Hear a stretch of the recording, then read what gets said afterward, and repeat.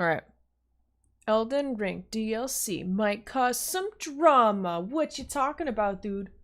Yeah, I don't know, Bridges. I guess we gotta watch the video to find out.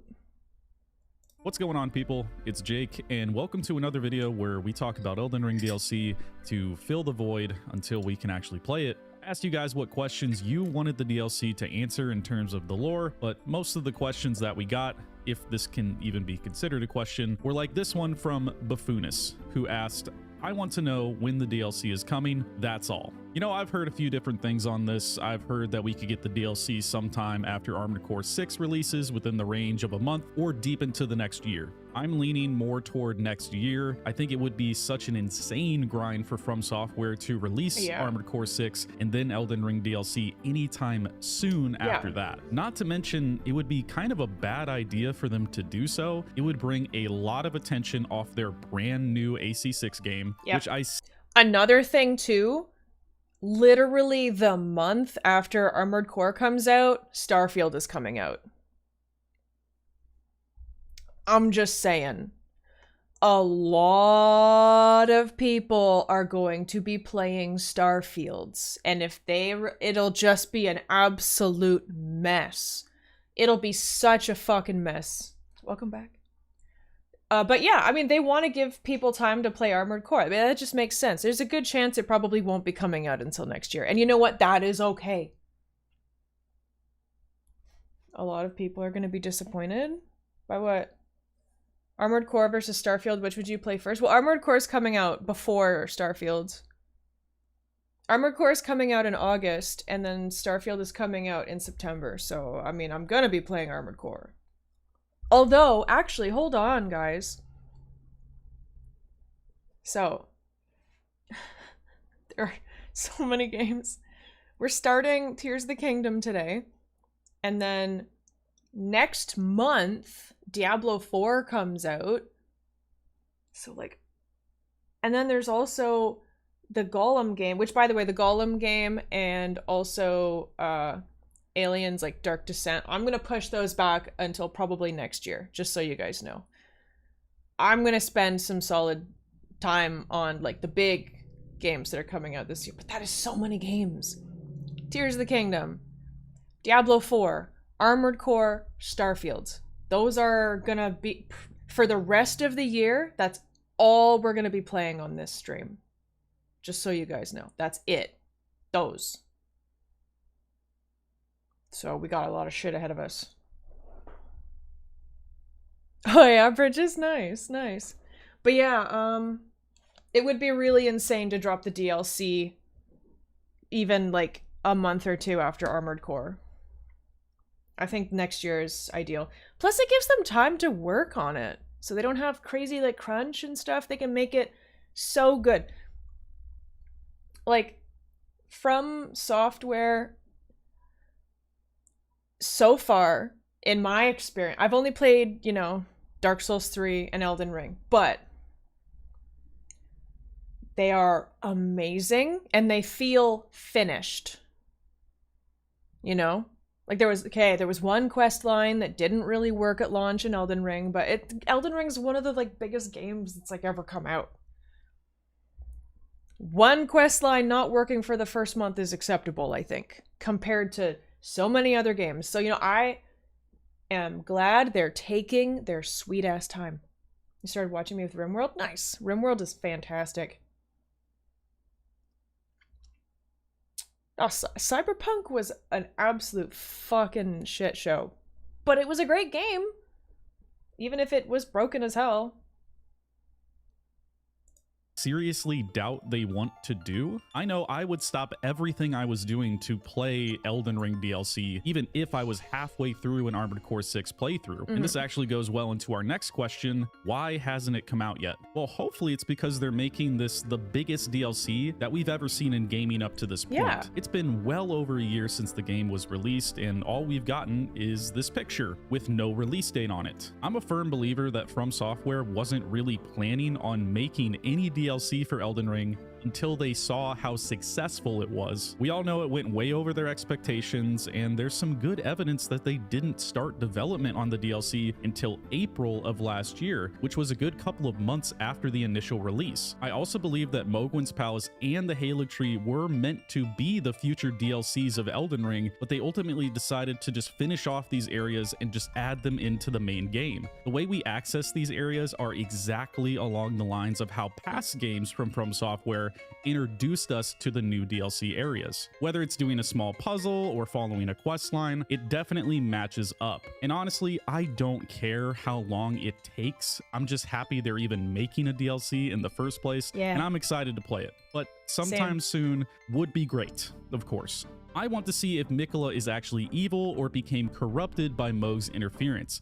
What happened to his Great Rune if he claimed one? Personally, I think Miquella's story is going to be exactly like the story of Griffith from Berserk, which is one of the few anime that I actually like. Nothing against anime, it's just not my thing for the most part.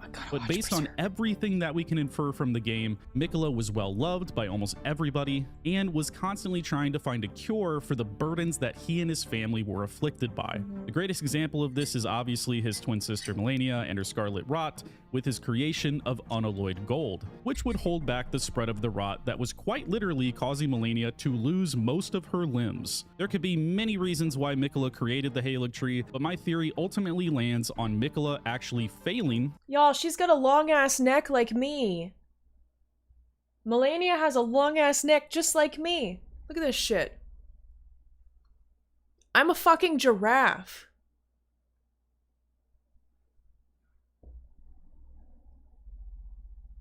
Hell yeah.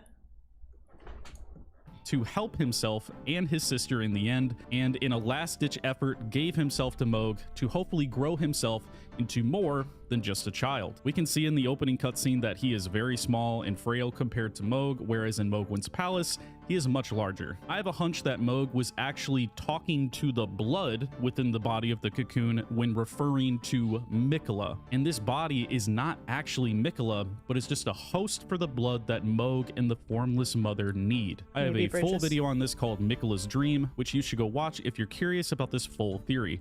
I think it's a good one. We'll watch that Who is sometime. Torrent? However, 90% of the questions won't be answered, and both Miyazaki and George R.R. Martin will just sit back and allow us to decide whatever lore we want. Do you guys really think this? Like they just left it all up in the air with everything on purpose? You know, I get it. I definitely feel that way sometimes myself. But when I do, I know I'm digging a little bit too deep with questions that actually don't need to be answered, which I think is important to understand. There are simply things that don't have an answer in this game, and that's fine. There is so much of that in real life where we have questions and we just never receive an answer to them. In regards to Torrent, there isn't much that we're given on him.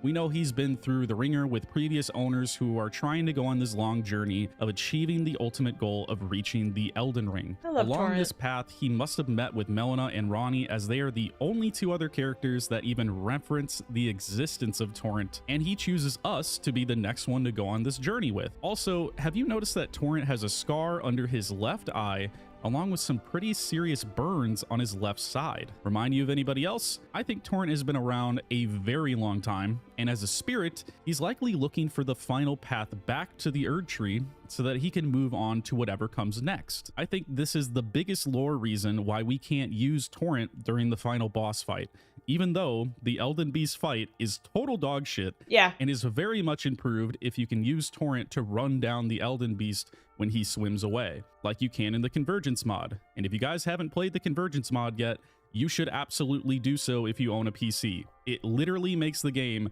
way better. It's amazing. Knowing Miyazaki, by the end of the DLC, we will have more questions than answers. I understand the frustration at the deeper meanings of the lore being extremely complicated. I'm okay with more questions. You know why? More speculation videos. More stuff to talk about on stream. I think that would be great.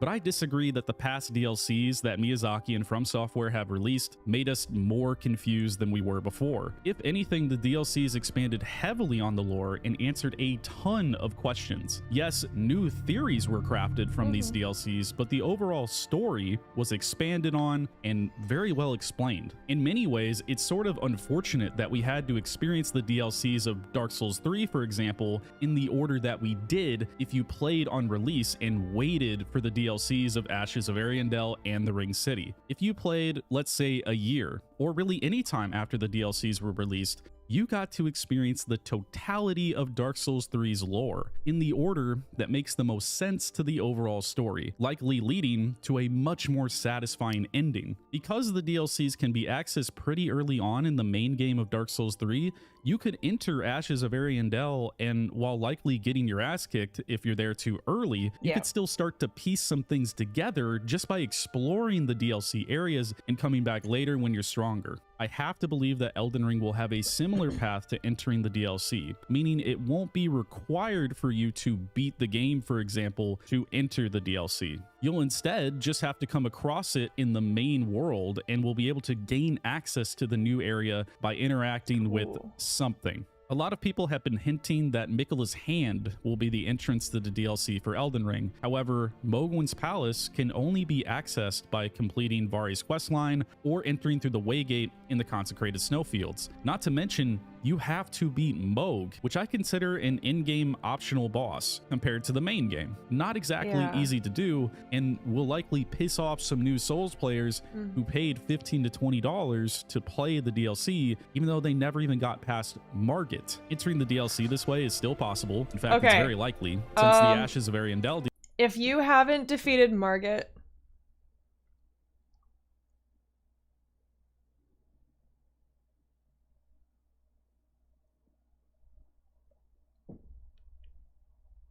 the DLC is gonna be harder. The DLC bosses, from what I've heard and experienced, usually a lot harder than a lot of the in-game bosses, like the main game. I got lucky with Gale. Right? I got lucky with Gale.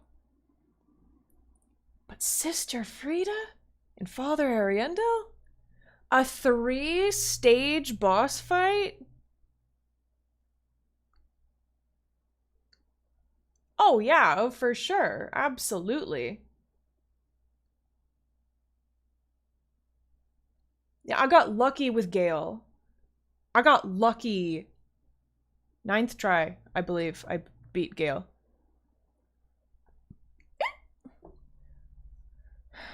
I think it was just with a Claymore, too. Claymore and Great Shield?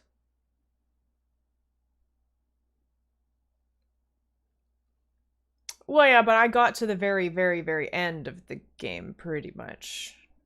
And then I went after a lot of them. Like, you know. I went to the Painted World a little early and got my ass kicked by some wolves.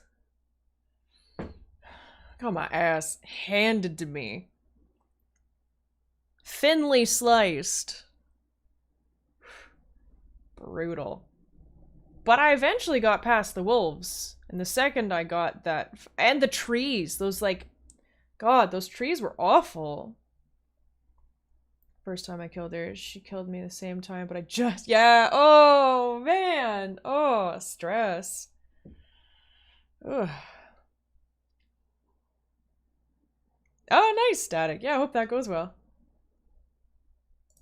DLC was accessed a little less than halfway through the main game, and several bosses were required to be beaten before you could access it. Then to play the Ring City DLC, you had to complete the first DLC by beating a 3-stage, extremely difficult Sister Frida boss fight. Definitely not an easy thing to do, but is obviously a skill and damage check before entering a new, much more difficult area. I feel like a lot of players will likely think that they'll buy the DLC and see a new option in the main menu to just go play the DLC, since they paid money to play it. That's not going to happen. or at least I very much doubt it. But this is From Software's first open world game, so I should be open to all possibilities. But I am ready for all the drama to come out when the DLC does as well. It's not like you're gonna get your questions answered in this game anyway. Trash storytelling. Bait. It's bait. It's bait.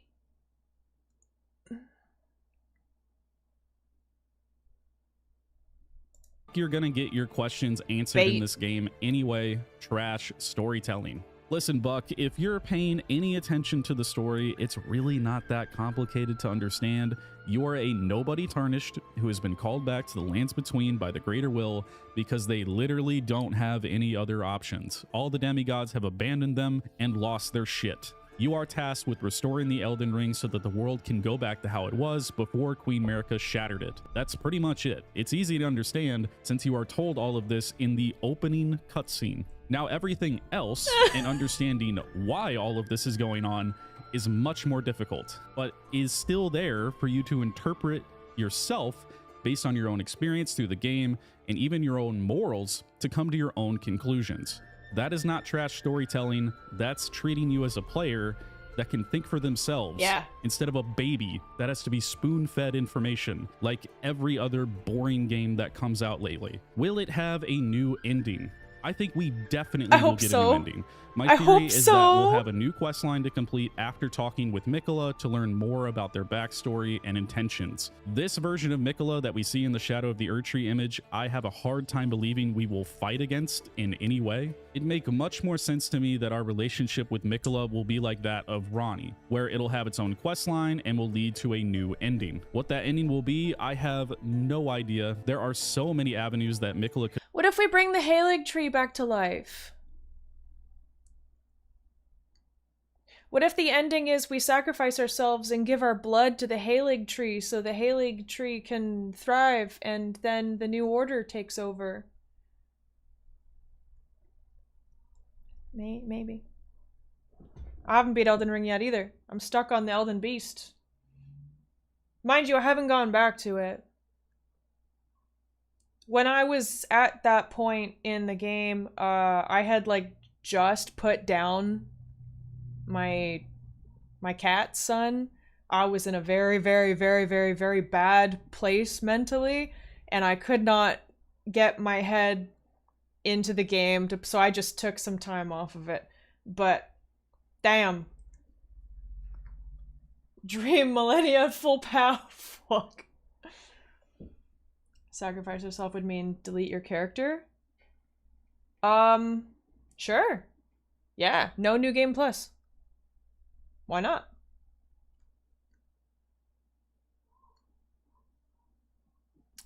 Maybe not super fat. But also a lot of this is just speculation as well. A lot of this isn't like this, a lot of this video is like speculation. So it's not, it's fine. Could lead us down. It is insane, but I think we will definitely fight the version of Miquella that is in the cocoon, and of course Godwyn, either in his normal form or this scary, scaly, fish-like creature that we see in the deep root depths. Thanks for watching, guys. I have a bunch of new ideas for video discussions like this coming out soon. Videos like, does Bloodborne need a sequel? Will we ever get a Souls game again? My honest thoughts on Dark Souls 2. I just beat Dark Souls 2, so I wanted to make a full video on my thoughts on it. Lords of the Fallen looks badass, and why does Malenia attack us? If any of these interest you, let me know your thoughts and what you'd want to see first. I hope you enjoyed it, and I'll see you all in the next. I want all of those videos. I want to watch every single. I need to beat. I need to play Bloodborne.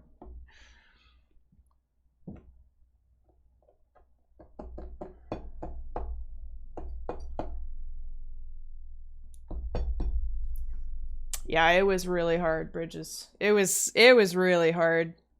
It was really, really hard. Oh, Jesus.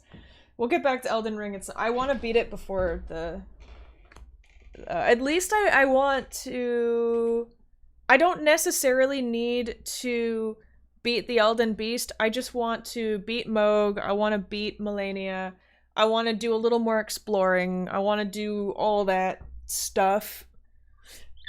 Excuse me. And then we'll do the DLC. And then we'll probably beat the Elden Beast, if that's how it happens.